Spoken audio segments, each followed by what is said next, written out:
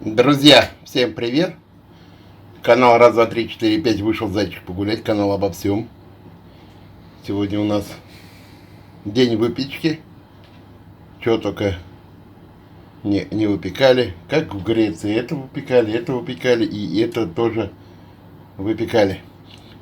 Да, здесь вот стоят над душой, пытаются разрезать. Да, одна из версий истории происхождения пиццы — это, ну, по-русски ватрушка со всходами. То, что оставалось, ну, скажем так, у итальянцев в их холодильниках и прочее.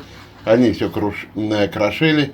Так, ага, давайте вот так вот. Там и сыр у них оставался, и колбаса оставалась, и кусочки мяса, там, что только, и помидорчики, огурчики, они все крошили и делали вот такую замечательную, шикарную ватрушку. Ну, мы, конечно же, все это улучшили. Вот, наша ватрушка лучше всех.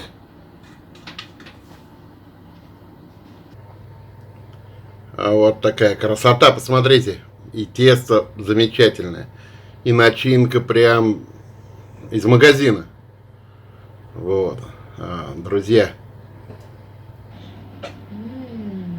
Мы вернулись снова к цельной нашей ватрушке, к пицце. Посмотрите, какая красота.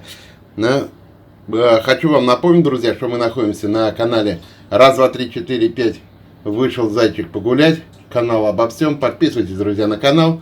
Будьте на нем. Благодарность людям, которые подписались, смотрят и поддерживают канал. Берегите себя, своих близких. Не болейте. До новых встреч на канале. И хочу добавить только, что здесь использованы только халяльные колбасы.